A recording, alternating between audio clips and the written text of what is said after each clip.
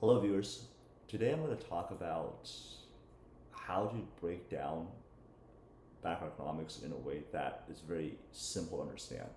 So, can you break down macroeconomics into basic human behavior and what causes things, causes the economy to behave the way it does by basic human behaviors?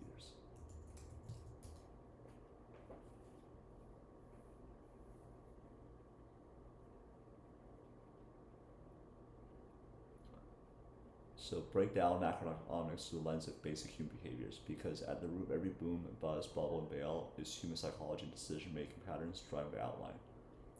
So macroeconomics is mass human behaviors at scale. Think of the economy as this machine outside ourselves, but really it's just a reflection of how millions or billions of people make decisions about money, time, value, and trust all at once. Let's start with the core behaviors. So incentives drives actions. So behavior. People respond to rewards and punishment.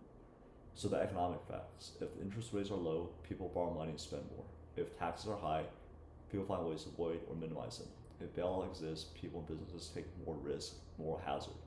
So incentives create predictable patterns, and people optimize for rewards and avoid losses. So fear and greed rules market. So behavior. Human brains are wired for loss, aversion, fear, and dopamine-driven reward-seeking greed.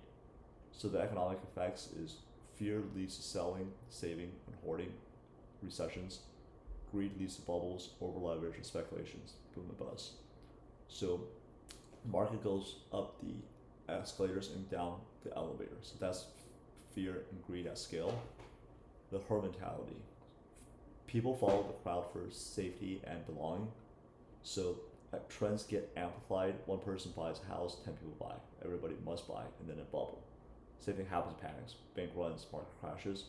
Most people don't make independent financial decisions. They take cue from others, what others are doing. Short-term focus over long-term thinking. So humans prioritize immediate need over future outcomes. Hyperbolic discounting. So economic effects, overspending and undersaving. Government deficits because politicians want re-election, not 30-year sustainability. Business favors stock buybacks over reinvestment. This leads to unsustainable cycles, crisis and reset. Trust equals currency. Economies run on beliefs in money, systems, and leadership. So the economic effects: when people trust a currency, they use it. When they lose faith in it, it collapses. See Weimar, Zimbabwe, Lebanon. Banks, credits, and markets and fiat are all trust-based systems. So when trust breaks down, you get bank runs, crashes, and systemic resets. Desire for control plus predictability. People want to feel safe and secure. So the economic effects: central planners, Fed, governments try to stabilize economies, often making them worse by distorting signals. So individuals hoard or over allocate to safe assets, even it's irrational, like holding cash during high inflation. But economies are complex, adaptive systems, not machines. You can't perfectly control them. So the efficiency versus resilience. Behavior. People and businesses naturally optimize for efficiency, lower cost, most output. So the economic effect is fragile supply chains that break under stress, over concentration, just-in-time inventory, globalism. So systemic risk, where small failure causes a domino effect. The 2008 housing collapse. So crisis reveals the hidden cost of optimizing only for efficiency. Status seeking and mimetic desires.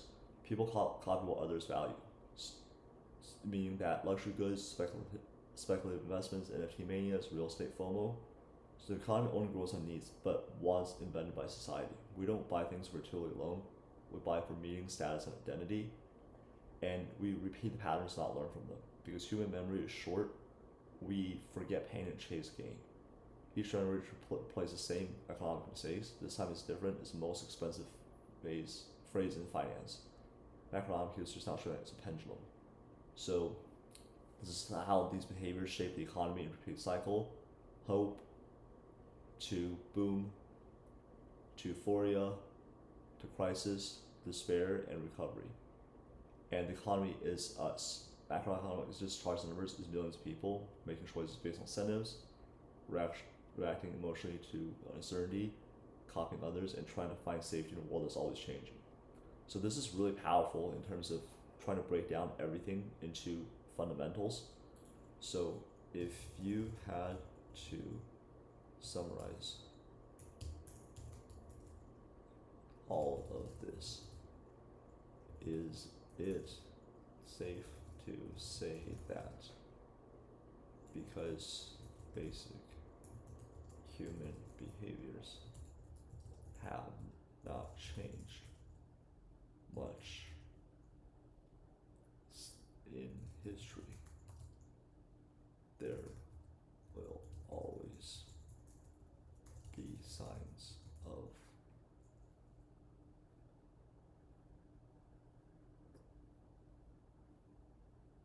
a logical next step in any time, any economic time period.